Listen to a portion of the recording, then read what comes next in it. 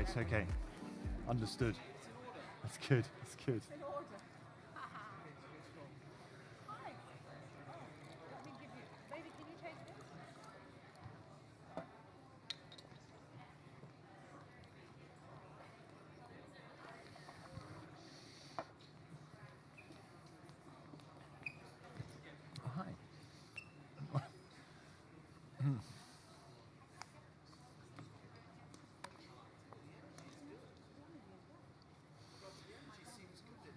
The energy seems great. Are we on? Are we ready to go?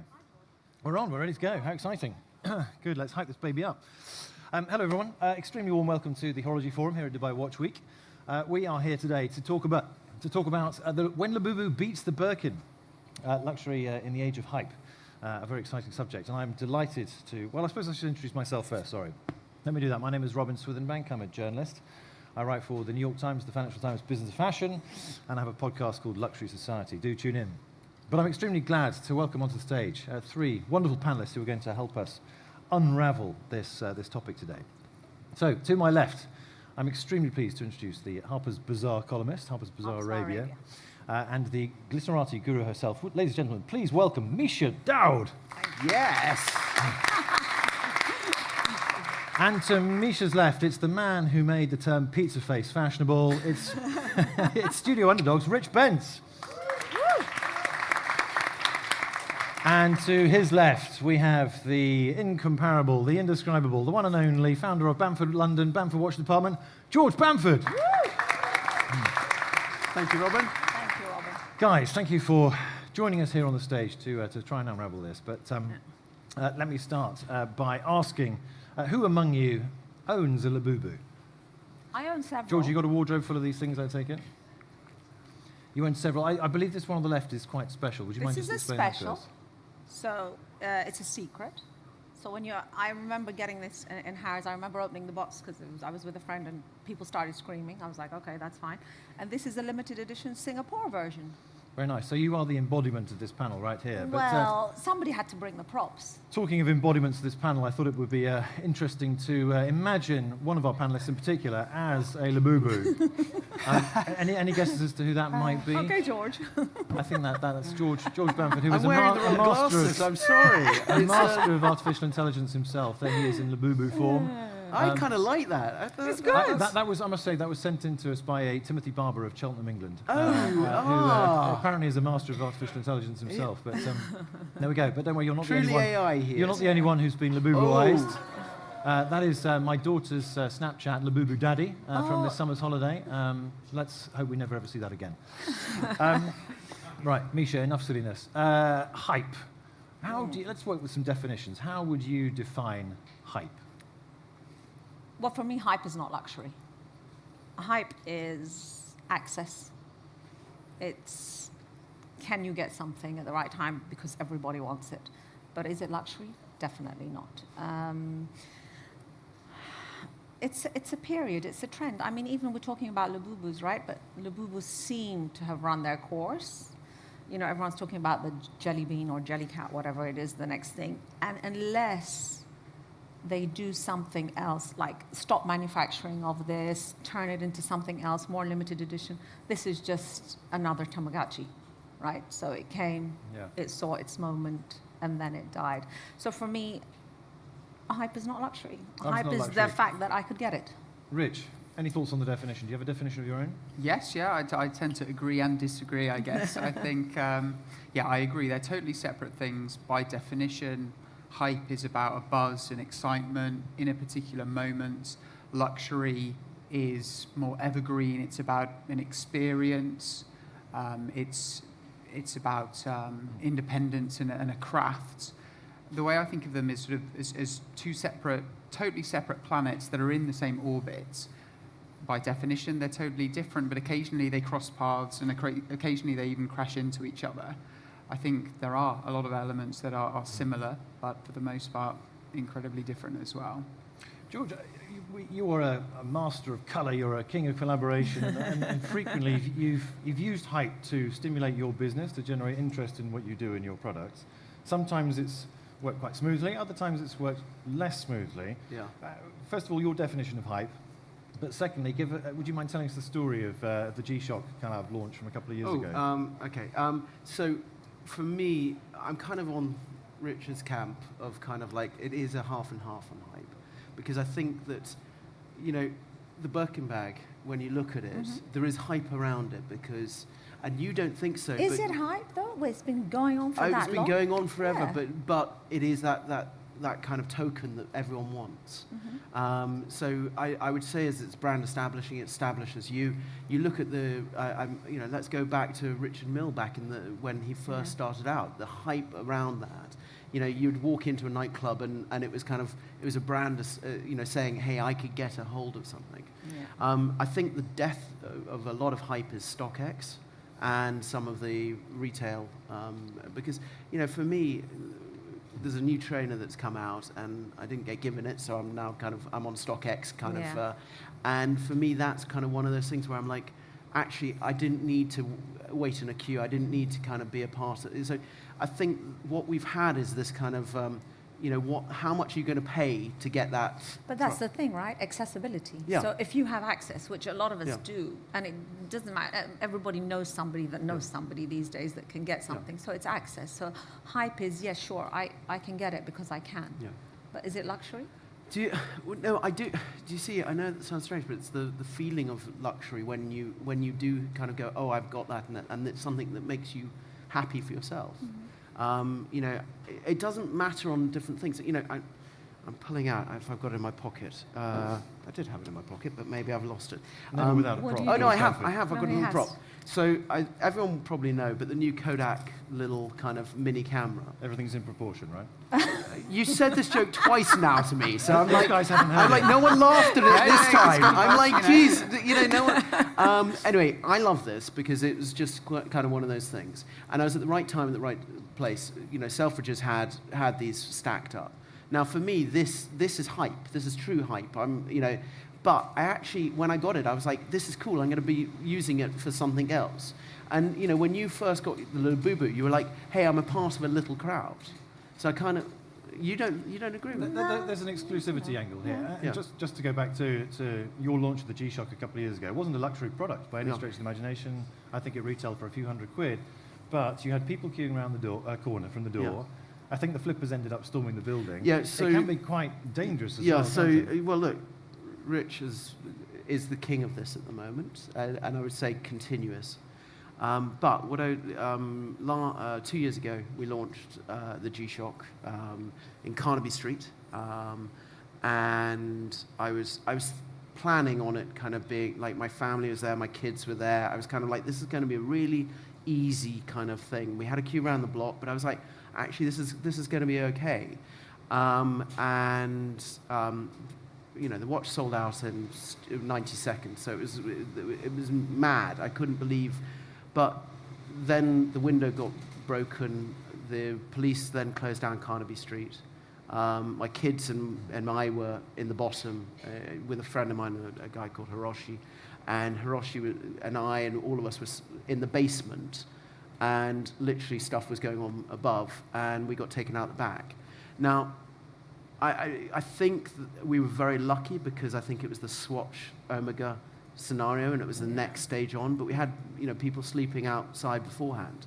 So it would be quite interesting. We're launching another one this year to see if it's still there. Another Casio or something completely different? Another Casio. So, and, you know, it's going to be later. It's definitely more than hype.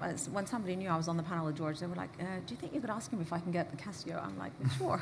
You know, so it's continuation.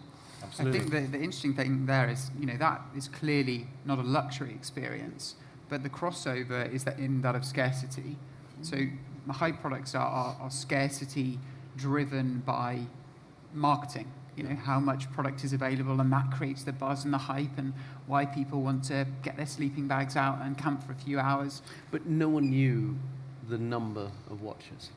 And this is the thing. I guess it's a buzz, it's an excitement, whereas scarcity and luxury is typically driven by an artisanal craft, or at least that's certainly the communication. So they come from totally different angles, but the end result is scarcity, which is an experience. Well, you can't really say that the Labubus are scarce, right? I think from Even a marketing Birkins are not perspective, scarce. I mean, the reason you're so pleased with your what is it, Rainbow Man, is in Secret. part due to scarcity, I'd argue. I mean, I just brought him because there's so many of the others. So, and I do have a lot, but they just make me happy. I use them as decor. Most of my family do not understand it, but they make me happy, right? So, That's what I love. in a world that's full of so many things going on, they were cute. Yeah, exactly. It's excitement. It's a buzz. It's a bit of fun. It's a cultural moment as well. Yeah. As to what you were saying, and I think that's why often hype is associated with a flash in the pan. It's here today, gone tomorrow. Whereas luxury is hopefully But do you standing the not test of think time. that luxury was ownership, like you owned something, and then hype is just, it's transient, right? You get it for 5 minutes and then you can be fed up. Look at the Yeezys, for instance. I don't think there was a bigger hype moment than that, right? But luxury is ownership. Before you used to, okay, you know, and we're going to use Birkin because Birkin's up there. I've got a Birkin and you own it and it stays with you forever. But when something is hype, I remember, you know, you fought to get these Yeezys for your kids. Yeah. And then 3 seconds later, they were thrown out the window. And the same thing with everything. I mean, the Labubus are in a drawer, whatever. Yeah, but then if you look at it, it cycles through. You know, you look at the buzz around Gucci, and then it's fallen off, and then it will come back. You know, you look at this hype cycle. You know, everyone's now going back to the OGs, Stussy, and you know some of the old brands, and really kind of coming into that thing. You know, it's interesting. You know, when you look at where the brands are going and the people are going. I mean, you think about the cycle of this. Same in watches. Well, you know, that's why vintage watches are huge, vintage right? shapes. Yes. I mean, you think about what, you know, some of these shapes that have come out and some of these great brands that we're now looking at and going, oh, this is really futuristic. You know, you go around the AP museum, and I'm sure everyone has. If you haven't, go and do it. It's bloody amazing. Yeah, it's amazing. But the thing about it is, you see shapes, you see designs, you see kind of this thing about, you know, we talk about hype cycle but actually some things that kind of go back in, and in, you know, there is some watches that fade away. You know, there was I remember quite a while ago there was a company called Toy Watches that did these clear plastic, what I would say pseudo Rolex looking watches, and it was a buzz for 2 years, 3 years. Everyone needed to get hold of them. You know, they were kind of the soup du jour. And, you know, now I haven't seen them since. Yeah. And for me, it was a cheap price point. It was something that everyone, I mean, and that's sometimes where the hype disappears. But it's a moment, right? And Yeah. I think that people latch onto moments because everybody wants to have their 15 seconds, their 15 minutes of I was there, right? I was there, I collected this, I could get this before anybody else. And I would like to say when it came to Labubus, because I always used to like bag charms anyway, I remember buying them well before, so I had a lot before they came. And then, of course, you felt, oh yeah, right, I spotted that. So it's about being in the moment and everyone being a part of something then. It's not luxury. Luxury is nothing that can be It's a sliding bought. scale.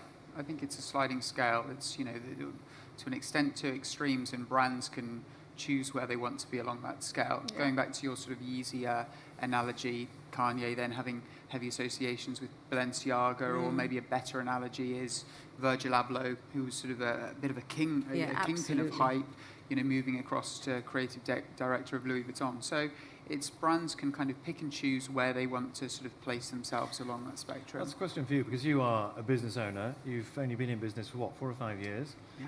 Achieved an It's extraordinary amount in aged that him, time, hasn't it? apparently. His wife It's said aged it's him, really yeah. aged him. His wife tells me it's aged him. When you were conceiving the business and laying out your vision for it and your business plan, how did you approach this concept of hype? Because you manage your drops very carefully, you create your teas, you create a lot of engagement online before the product drops. That is a form of hype. Correct. How central a pillar is it to your business? So I appreciate the fact that you believe I had a business plan when I started started my brand. No, mine was one of it was a true passion project. I think if I'd gone to any business advisor, had I created a business plan and said I want to come to market with a watermelon-themed column wheel chronograph, I think you know, quite a few credible people would have told me that's a non-starter.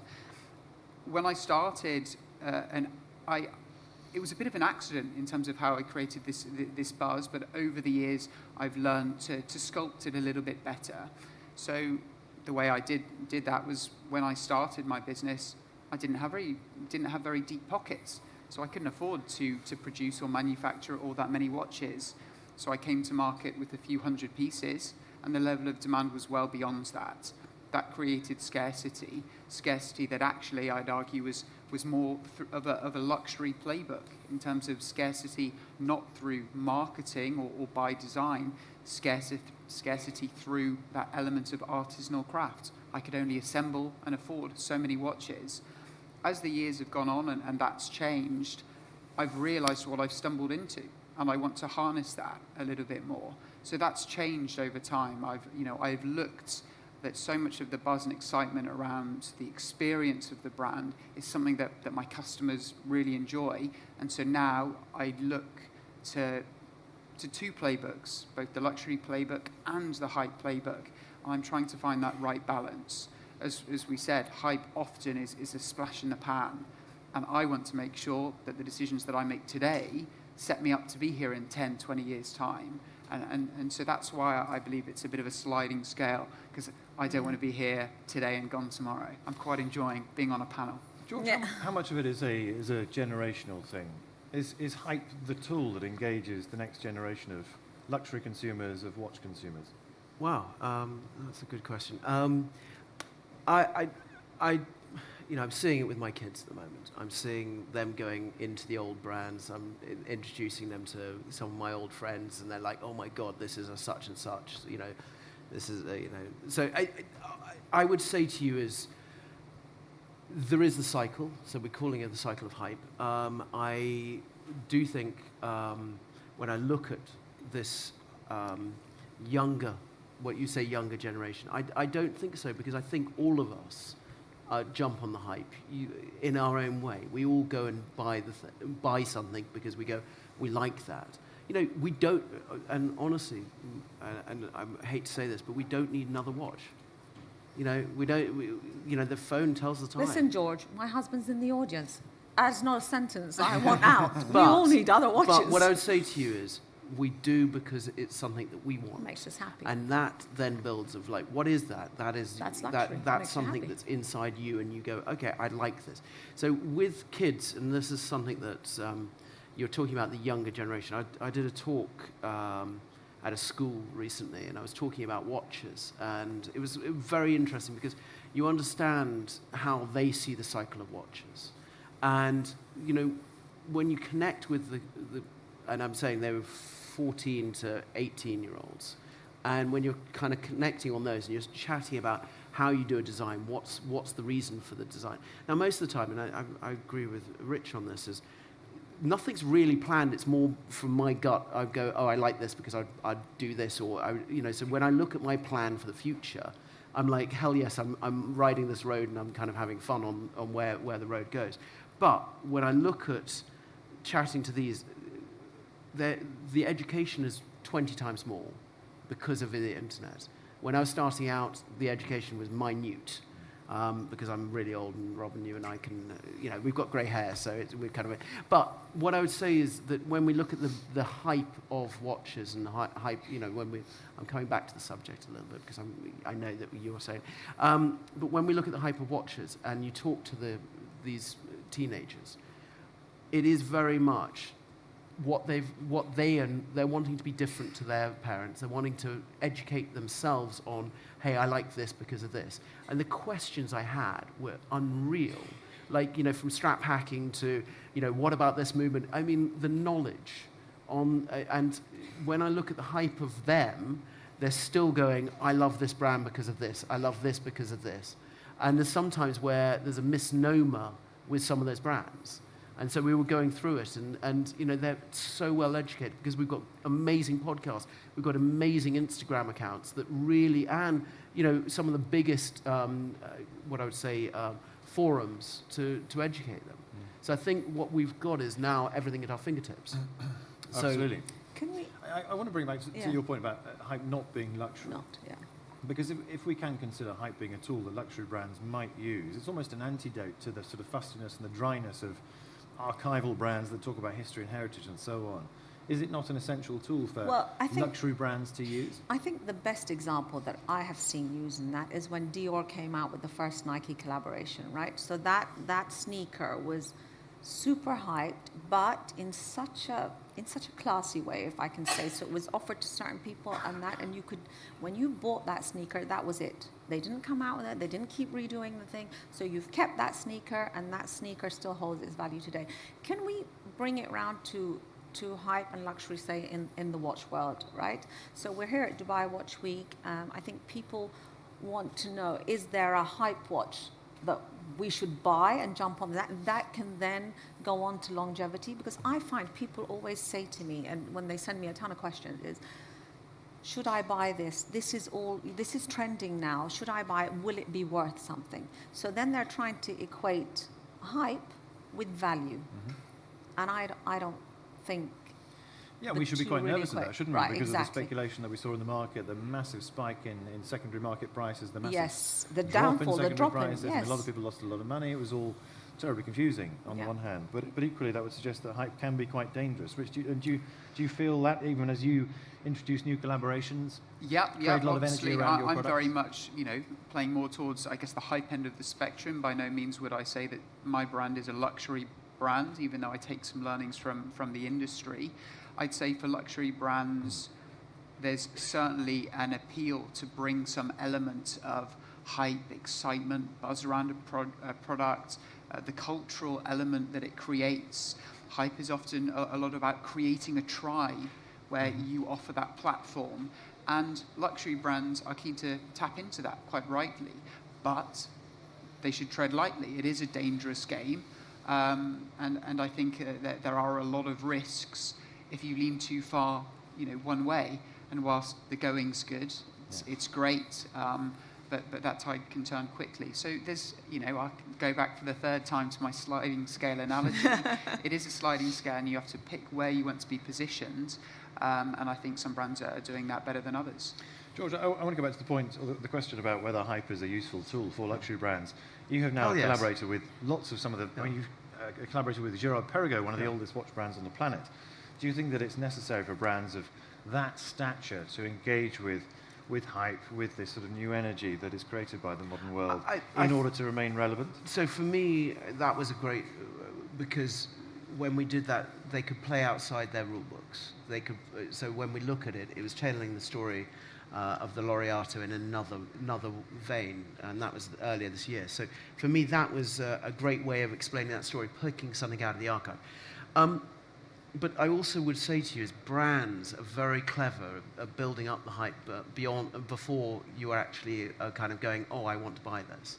You look at, how some amazing brands have brought some of their archive pieces out of, you go next door and you look at some of those pieces and you look at the pricing that they're starting achieving, some of the watches that start achieving. And you see the brand is going to bring them out later on. You think about the AP, the Square One, the different things that have come out.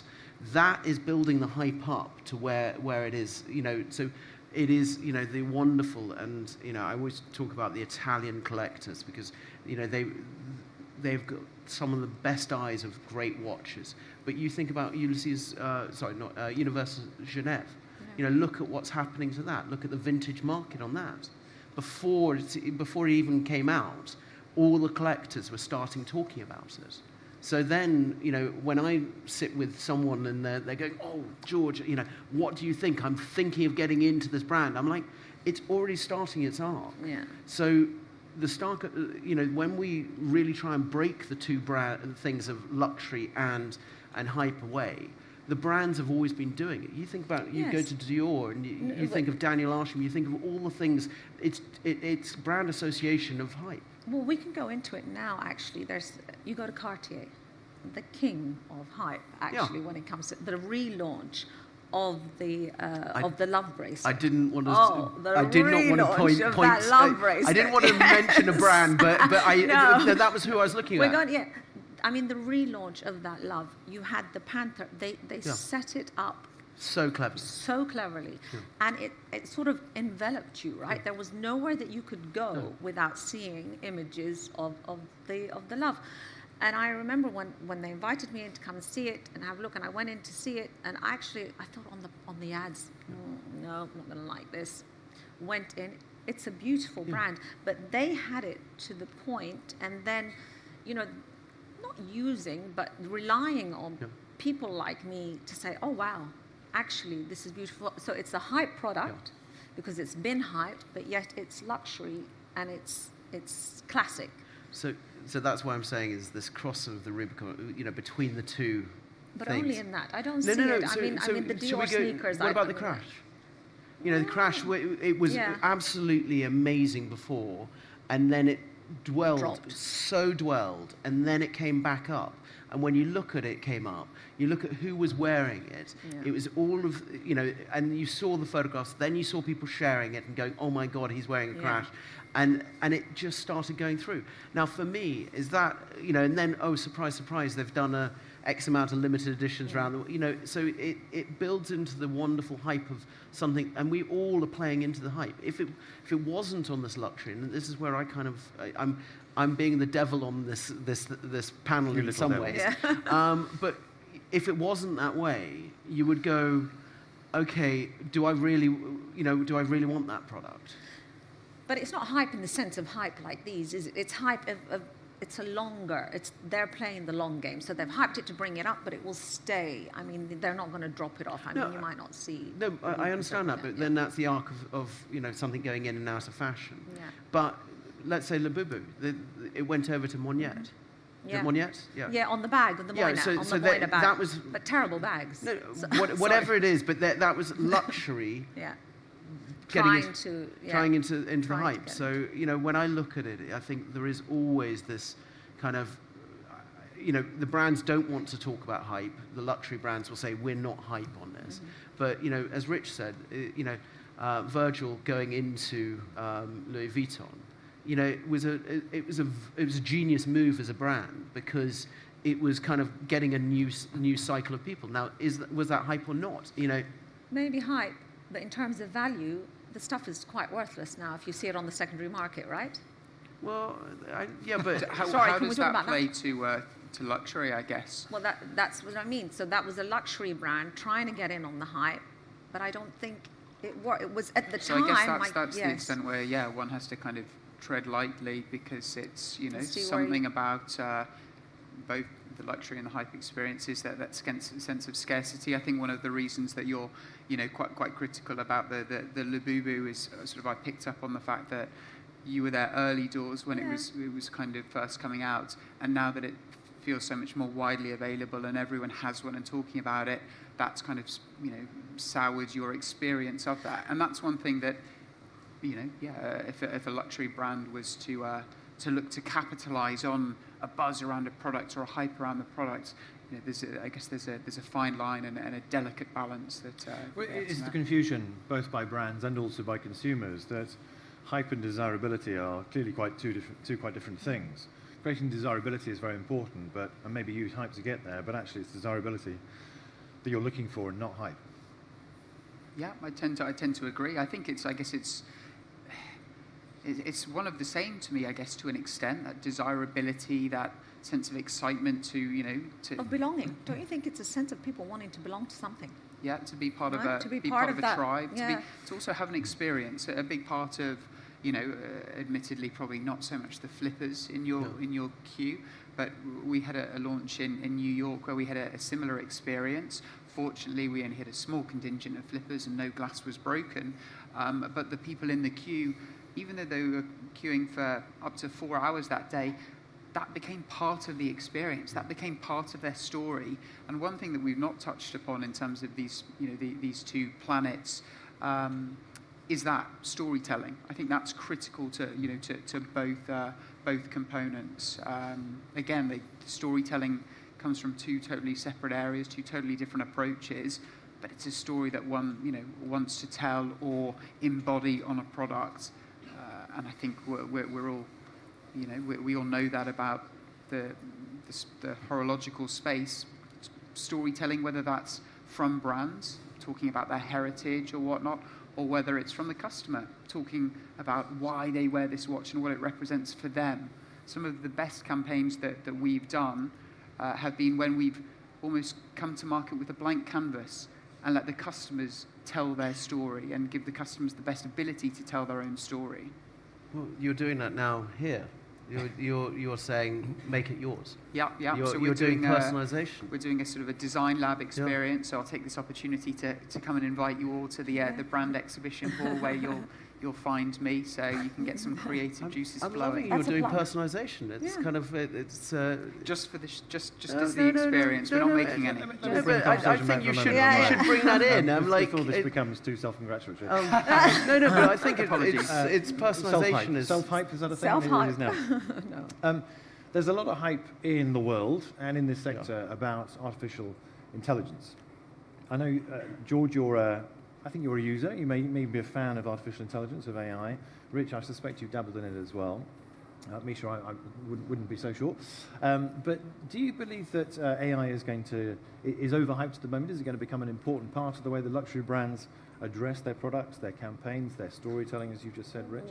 Are you ready for it? Well, I mean, I think it's already in use, right? So you've already got in use. so many big use. brands that are using AI. What was I think the biggest one recently was it LV? Adidas? And well, Adidas definitely do, Adidas. but I was talking more, I think LV have dabbled in it or something. I could be wrong. Okay, let's make it relative to what you had parked beside you. If Hermes were to approach you with a product that had been designed by AI and with a campaign that had been designed by AI, would you embrace it? Would you emotionally engage with it? Absolutely. If it's still made by Hermes, yeah. I mean, it's their brand, right? So maybe it's a natural evolution. I don't have a problem with AI at the moment. So I don't know. I think we should just be open to it. But yes, I would sort of embrace it. Rich, what about you?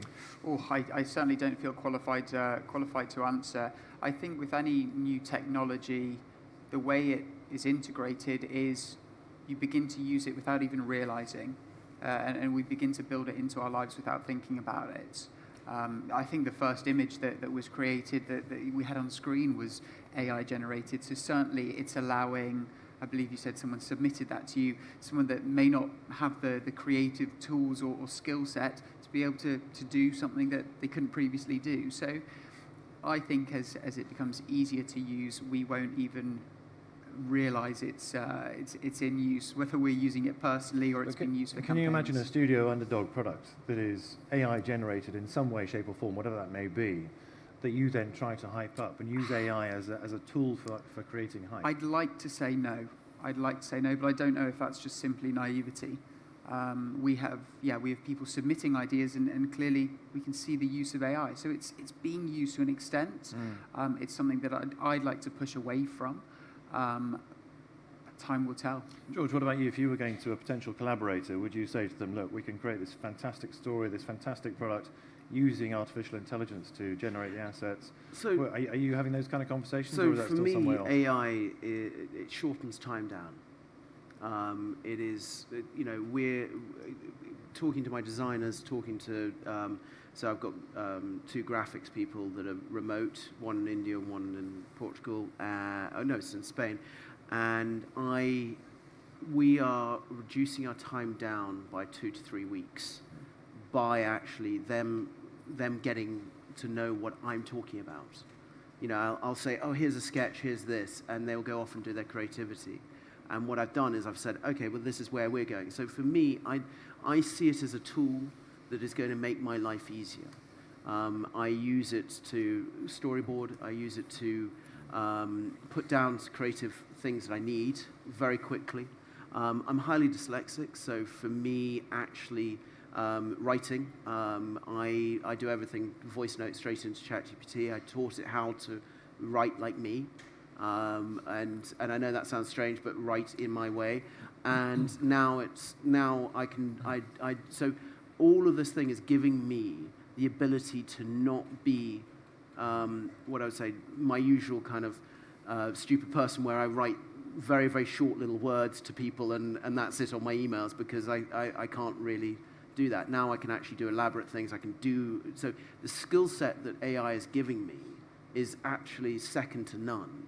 And then on design and creativity, being a photographer was absolutely amazing when I started out. In the world of business, that was my first thing, was being a photographer. And now I can go to my team and say, this is what I'm thinking, and they're like, yep, okay, I understand the direction you're going. It's not, hey, this is what you would, but it saves me time. It also saves money on the shoot not being good or the video not being good. It saves a lot of time on all of that thing. So, I was talking to a panel of execs that was most bizarre, but they want to reduce in their company 1 million hours using AI. So, when you look at that is X amount of people. It is, giving back time to people to actually do more. So when I look at AI, I think it is, we're looking at it is in the way of kind of pushing the boundaries and also making it easier for us to translate to the world. But it's a practicality. So AI is just uniform, right? So if Hermes make a bag, it's because anyway the Birkin is already there. But it's practicality. It's uniform. AI it's not luxury, that's for sure, because you're using it to do a norm, to help you achieve something. Luxury is individuality, right? Luxury is something that is essential to you as a person, and I think everybody's luxury is different. Let's try and round this up a little bit.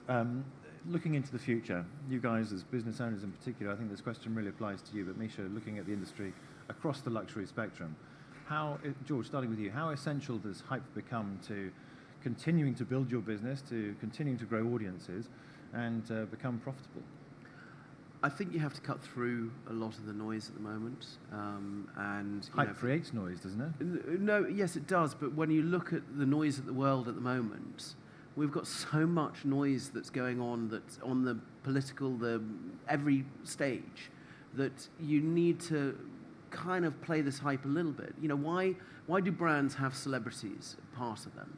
You go to all of these brands and you see such and such is on the wall of them and this is the celebrity, because that builds the hype into it. It's saying, oh, if he likes it, I will buy it. So when I look at it in that way, you have to try and cut through this noise that is at the moment. We're bombarded with noise at the moment. You think about how we are on social media. All of us are looking at our phone going, oh, what's this, what's that? So I look at it and I think, hype has to be a part of it. The queue at, in New York, when outside yours, that's part of the hype. If it wasn't there, people would go, oh, I don't know if they're doing that well. I don't know if this is happening. Or, I don't know if, the eBay, things that are going on eBay for more money. You go, it's part of the hype, because people then feel assured that they're going to be going, okay, I brought that for that. We don't, I don't want someone to flip it. I really don't. I love that someone owns it and takes it on, like you do. But it's part of this whole thing. And so you can't be against it. You've just got to kind of understand where it's going, and that's where I look at. One of the, you made me think of Jean-Claude Biver, who was around the fair today. Oh, good. He, of course, is one of the original architects of hype in this sector, in the watch space. And when he was at Blancpain, he used to, host a party on his stand, but then he would close the stand to make it look as if it was full, even if it might not have been. So, very much in line with what you've just been saying. Blancpain, many would argue, has perhaps lost some of its hype, lost some of its energy over the last 10 or 15 years. That is an example, perhaps, of how important hype is to a brand in order for it to survive and thrive in this climate. Rich, you've talked about the sliding scale. You've talked about how one must tread quite carefully. If you can look on your new business plan, I'm assuming you have one now, something of a business plan. If you look 5 years into the future, how essential does it become to you to whip the crowd up in order for your business to survive and thrive? I think, as you said, hype is noise. And as a brand that's 4.5 years old, I want to make as much noise as possible because I want people to discover me, to discover the products. The Biver analogy, when we were in New York, we had the opportunity to disperse the queue. We had a sort of a token system, but I chose that actually the visual of having the queue, so other people, even if they're not interested in the brand or have never heard of it, is a bit of a visual spectacle. And that's, to an extent, me harnessing that hype. That's me being the Biver, kind of putting the the closing off the room. It's a visual impact. I'm an online-only brand for the most part. 98% of my business is online-only. So creating that buzz, that curiosity, it's to an extent, it's heavily based on marketing. In terms of the long term, it's a case that I'm aware it has to be harnessed correctly. We have to tread lightly. And as I said, a lot of the decisions that I make today are purely based on the fact, is this a decision that I'd be pleased to reflect on in 10 years' time? Other than that, it's much easier to sort of look forward to look back rather than purely to look forward, because I'm still figuring out what I'm doing. Misha, you have a pretty holistic view of the luxury sector. You said you don't think hype is luxury. You think I don't think hype is luxury. If a brand is to survive and thrive, as the question has it, over the next 5 to 10 years, are there other MOs that brands need to work with in order to cut through the noise and to be a success? I think everybody essentially has to go back to good service. I think the service industry after COVID, first of all, queuing outside a store to give them tens of thousands of your money is not luxury. No. Okay? That is definitely not it. Going inside and having to wait or just wait and we'll take your number, we'll call it, that is not luxury. It's all about experience. So yes, you can create hype by people being aware of it. I did a first podcast called Luxury Unedited, and it was all about, because I was fed up of walking into Dubai Mall and there was a rope to get into Hermes, or there was a rope to get into Cartier. And I'm thinking, okay, I knew an assistant, so I could go in, but it's not right. So we did that, and actually they stopped. Somebody from EMAR got in contact with us and said, is this your experience? And we said yes, and they actually stopped all queuing now. You are not allowed to have any ropes outside. So I think people have to go back to service, okay? And service is missing from so much. You're going in, you want to buy a nice piece of jewelry, you want to buy something from Hermes, you want to buy something from any brand. You expect to be taken care of. So hype, yes, it's good if it's done in the correct manner, like Cartier, for instance, with the adverts, with the whispers. But then you can have a brand like Dior. They try to create hype by giving the saddlebag, the relaunched saddlebag, to every single influencer they could find. So you have a customer like me that thought, there is no way I'm touching that bag. So it's a very fine line. You can overhype it by just not taking care of who's representing it, or you can do it in a very smart, very sassy way. At the end of the day, we're all customers, right? So we just need to be taken care of, and we need to be not laughed at. And I think the luxury world at the moment is really taking the mick out of a lot of its clients. Interesting point. And of course it allies with, or aligns to what we're seeing economically, that luxury buyers are shifting away from hard luxury and towards the service sector, experience and so on. That's very much in evidence. Well, look, I think that's probably enough poking and probing from me. I would love to throw this open to the floor and to invite our audience to ask a few questions. James Dowling, always first. I think we have, do we have a roving mic somewhere in the room so that we can amplify this magnificent man and his erudite question? Which I love that he's holding up a pen and just... Yes. Roving mic? Here it comes, here it It's comes. Divine Portrait there. We have a mic On here. the Front row here, gentleman in the white shirt. Thank you. For my first number, I'd like to propose a suggestion that to define hype needs an active secondary market. Do you agree or disagree? George, why don't you tackle that I one totally agree. I really totally agree. And you think about vintage watches, you think about what you love as Beta 21s and some of those quartz movements. You think about the hype of what's happened with that. I wouldn't have got into it unless someone like you kind of got me onto that vein of quartz movements and where it's going. And you think about the secondary market. I totally agree with it. It needs that hype. You need that reassurance that someone else goes, oh, look at what I've got. I've got a television Patek on my wrist. This is what I'm doing.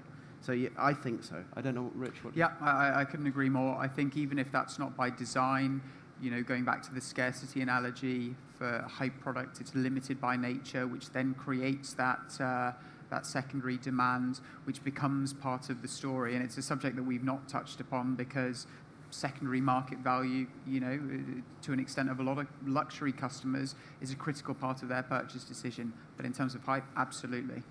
Can I be a spanner in the works? Please do, be a I spanner. think it's temporary. I think it's about a temporary second market. It's like an immediate, because then afterwards it all goes and fizzles out. I agree, but then I would say to you is look at some sneakers that have carried on. You talked about the Dior. The Dior, yeah. No, but Yeah. actually look at some of the sneakers that have come through. There's one or two that have come out recently that I've seen the arc go down or the arc go up. Yeah. And I think they're hype. They're Nike sneakers, but Yeah. I think they're hyped. But the arc is carrying on. Okay. That's some of the Cactus Jacks. You think about the first fragment Cactus Jack. It has continued on that trade. But on the whole, George, if you look at everything Yeah. across the luxury, I mean, some things have definitely lasted, like we talk about the Dior sneakers or the Jacks. But if you think about it, there are some, say, bags that have been really sought after, some watches that have been really sought after, that, they went zoom like that for the first 10 minutes when they came out, and then all of a sudden dropped down. I think you're right, it's a cultural moment. Yeah. So at that moment when that product launches, yes, that secondary market value is critical. The long term, it's very difficult for any brands to control the long term, and that's what we're all trying to do. You're right. You can't control it. Yeah. That's the thing. The first G-Shock. I can't believe the retail what's it achieving on Chrono 24 and those places. I'm only pulling that face because, But of course, that's Chrono then 24. Rolex is the exception to every rule, but they have, to a certain extent, controlled the secondary market. Yeah. The secondary market, of course, being relatively new, Yeah. and it's a market that has at last started to show some levels of maturity, and I think it's unlikely that we're going to be seeing these massive spikes and drops in the way we have done in the past 5 years, over the next 5 years or so, but I'm not here to make predictions. James, does that satisfy your question? No, you're never satisfied. Stupid thing to ask. Any other questions in the room? Felix, we get a microphone for Felix here in the second row. You've got two. Who's got two? In stereo. Felix, Also, and a whole lot of Felix, Felix. loving what you're doing at the moment. Oh, thank you very much. So nice question. Yes. My question is about scale and hype. You've focused a lot on the largest end of, the spectrum, like the massive luxury conglomerates, the big sort of world, headline-making Labubus. Hype can also exist in a smaller sort of group, like, in this group of watch collectors, something can be hyped. Is that part of that curve that will inevitably become larger, or can they exist separately, like within a set demographic, something can be hyped that will never break out of its confines? Hype pockets. Call it what you will. Nice. There we are. Pockets. It's locked. Any thoughts? I mean, Rich, to an extent, if I may, you're probably in a hype pocket, aren't you? I guess so. Yeah, I guess if I understand the question correctly, often that is the way hype products start. It's a small pool of passionate people, but then, as I guess speaking from a brand, you want that to grow and ripple, so you can. Do you want it to grow? I guess that's a personal question for any brand, so everyone will answer that differently. But me personally, absolutely, I want to grow a business in the right way. I want more people to discover the brand. I want to be able to scale, to be able to offer more things that I can't do at a smaller scale. You could ask other, I guess, creatives or designers who really just want to focus on whether it's the artisanal craft of whatever they're doing, and they may not want to scale, and that probably creates even more hype as people discover the brand or the products inevitably. But I do want to continue growing the business, and I want to leverage the ripple that we're currently experiencing. If again, talking about what I've done so far is I've very much focused exclusively on the enthusiast, and it's a relatively small group of people, but their enthusiasm organically creates that ripple, and through their friends asking them, we've started having customers who their first watch is a Studio Underdog watch, which is something I'd never thought to be the case. And that's because they're coming to their watch friend and saying, I'm graduating next month, what watch should I get? And their watch friend will say, oh, maybe you can get this Tissot PRX, or there's this up-and-coming British indie brand. So I like that, and I want to see that grow. It's very cool to hear a fellow Brit talking But with such confidence. is it about what's really growing. hype? If it just in a pocket? I mean, hype has to go across the board. You've got people collecting Labubus from the age of 4 to the age of 70. That's hype. I think pocket hype, I think, is quite interesting. You know, I like discovering brands, new brands from around the world.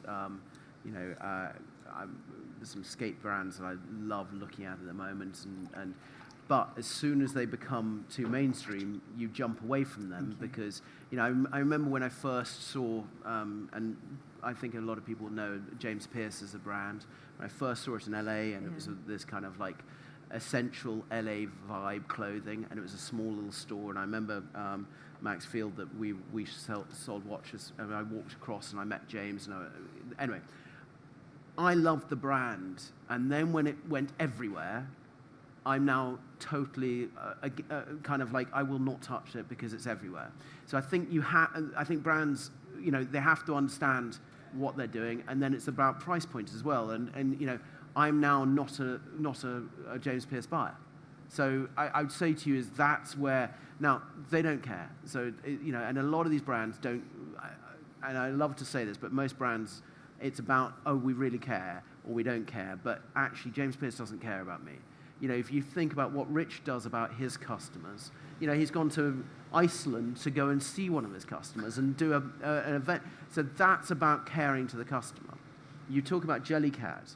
You know, Jellycat as a brand has been absolutely amazing. But what they've done is the brands that have helped them, and the little stores that have helped them in their kind of arc, they are now saying, you're not big enough for us to, and the quantities, and you will only get this and this and this. So what's happened is the people that have helped them on the way up, you know, they've now gone, hey, you're not big enough, you can't do this and you can't do this, and we won't help you out.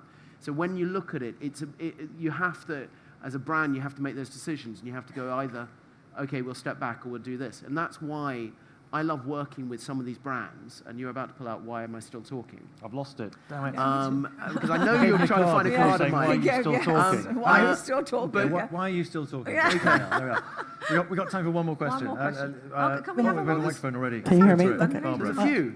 There's a few. Can we Let's have a carry couple. on? All Come right, on. I'd like to hear from some women. Okay. Let's do it. Yes. How about me? Hi, I'm going to go because Go for it. Yes, I'm loud. you are. So, okay, you mentioned, Misha, Cartier Yes. being a luxury brand, Yes. doing hype, and I'm going to use your term, in a classy way with the love bracelet. So Yes. my question is for the four of you, 4 of them. which watch brands do you, and again, luxury can sometimes be subjective. One person may consider a brand luxury, one may not. Which watch brands do you consider doing hype in a, to use your term, classy way? I think, can I? Go for it, can I yeah. go? Well, I think the first one that springs to mind to me is FP Journe. He does hype, not really in the hype manner, but there's nobody that doesn't want a piece of his world. Sorry? restaurant in Geneva, do you think that that's considered part of hype? I'm not sure. I'm not sure. I just think everybody wants a piece of that world. He's very elegant in the way. In the way that brand is conducted, it's, for me, it's super. And don't forget, it's very, I mean, you know, what luxury is to me may not be to anyone else, right? So to me, that he does it in a super elegant way. Quickly, gentlemen, classy, stay classy. Classy. I think whether classy is the right word, I think what MB&F do is incredible, especially what they've done with their Mad Editions. That campaign I thought was genius in terms of creating that hype while still staying true to their customers. Classy, maybe it's not the right word, but yeah. George? This annoys me because they've just picked 2 of the ones that I would talk Sorry. about. So, you know, it was literally when you said it, I Sorry, was like, but okay, I it's got to just- talk yeah. about Max.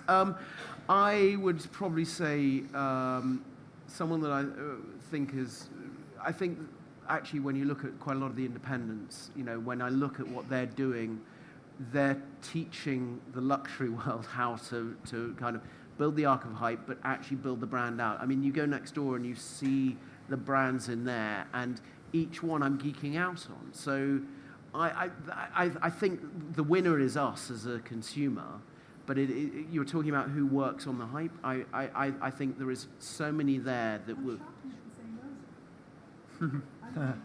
Moser? Do you want to ask me again? Next time, Rich. yeah. Next time. Take two. Next time you get an answer. I'll take Moser. Wait, let's take the lady from that. Go on, Robin. I'd actually answered the question differently. I would say that compared to where we were 2 years ago, the industry is in a bit of a hype lull, I would say. And I think that some of the hype masters that we've had in the industry over the past 25 years have become less visible. I mentioned Jean-Claude Biver earlier. He's obviously doing a much quieter business now than he was before. Ben, who I think are going to see come back at some point, he was a master of generating hype around AP. That's why that business trebled in size in 10 years. So when he comes back with his watch businesses next year, as we understand it, maybe we'll see him building some hype very, very quickly, and maybe classily. I don't know. I don't know what he's got planned yet. But I think there's less of it than there was. Okay, we're so tight on time, but One question over here, front row. What about the lady over there with her hand up, Robin? We'll She do had that. her hand up before. Make a quick question. Yeah, go on. Quick question. A lot of you have said about this hype bubble up and down, but I think there's one thing you miss, and the question is about this. Apple have maintained hype persistently for years. They are luxury, not luxury. But I think, what's your thoughts on the idea of the ingraining of a culture within a business to actually have hype as something that is sitting at a level that's constantly within a business? I said a quick question. Yeah, but in all honesty, The Apple, question was quick, the answer might not be. the thing is, Apple hype, but once your foot is in it, it's so hard to get out of it. That's, I mean, they've got you, right? You just keep continuing. No, but you look at their with operating whatever they're system, doing. it's sticky. Yeah. So you're stuck in it, in their operating system. Yeah.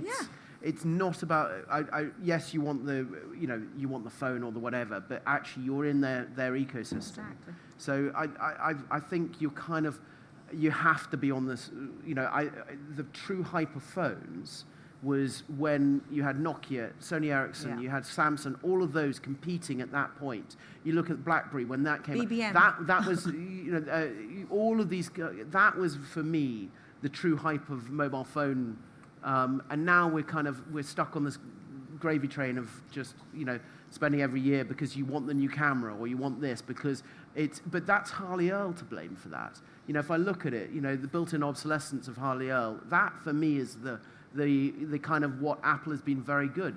You look at the automotive industry, they've done it for every year. You want the 2025 model, not the 2024 model, because it's got a such and such on it. That's Apple's one. It's not, when we talk about luxury in this way, because I don't think Apple, you're on this gravy train of, and please, you can blame the 1950s and Harley Earl. Unit sales are on the way down as well. Final, bring it. Let's have it. You've got the microphone, John. Let's go for it.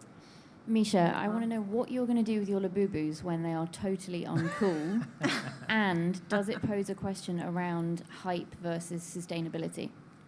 Good question. Hype. Hype. I'm pleased you got that one. Hype, and it had to come from Charlie, of course. Hype versus, I didn't realize it was you back there for a bit. Hype versus sustainability. Okay, I think luxury hype, okay? If you're buying a piece from a heritage house, not just a toy, that can take you through the absolute test of time. I always say to everybody, whatever it is, whether it be clothes, jewellery, watches, cars, whatever, buy the absolute best that you can at the time, because you can still be using that down the line. Today, I got stopped twice. Oh my God, I love your trousers. Oh my God, I love your trousers. Where are they from? Where are they from? I bought, yes, exceptionally good trousers. And these are maybe 7 years old. But the trend came back, right, to have a skirt and front trousers, and I thought I'd wear them today. So sustainability is that if you buy the absolute best that you can at the time, that will take you through. So yes, if maybe a Birkin is a hype, if you save for it and you buy that bag, it will last you a lifetime. Not, okay, you buy a toy, but it's a whole different level. So if you always... It will still last a lifetime. It's all plastic. But, whether you want to... Many lifetimes. Whether you want to keep it or... Yeah, but it has to... Always, if you buy the absolute... I think sustainability is really linked to proper quality fabrics, right? You don't want to be in polyester, or even faux fur is so terrible for the environment, right? Although real fur you don't buy. So just stay away from it. 330,000 Labubus were being made a day back in the summer. Well, not anymore. That's a lot of landfill. Just one thing. Just there one is thing. some, I'm supposed to say just one thing. Just one thing. No, you're talking about sustainability. You know, there are some amazing stores that have, you know, there's one in Japan that I love called Pass It On, that basically is people put it, and they put this photograph of what they've done with that dress or the jacket or whatever, and these are the adventures I've been on, or this is a little thing, and then they're passing, and it's kind of the, you know, you buy it off those guys. And I think for myself is when I look at something like that, I love that on sustainability, because say a Labubu, you know, it will come back in some way. You know, my kids are obsessed at the moment with an old cartoon series that I grew up on, and I'm now, you know, Father Vintage Christmas. Labubus. Yeah, Father Christmas is now bringing them, you know, all the old vintage things that I found on eBay, because it's. So I look at it. But you say about something like that. Let's say Snoopy. I'm obsessed with Snoopy. Yeah, me too. But when I was growing up in the 1980s, Snoopy was very cool, and then it's gone through an arc, and then it's come back. And that is something that, you know, so when we look at these arcs of brands, you know, it's one of those things. Anyway, you're going to tell me to shut up. We're deep into the red. We've taken you well Deep past an into the hour. Yeah, plus 4 minutes. We are over an hour. But thank you so much for coming. Thank you to Dubai Thank Watch Week for you. hosting us. Thank you Thank to our you. wonderful panelists. Thank you. Enjoy the rest of the show.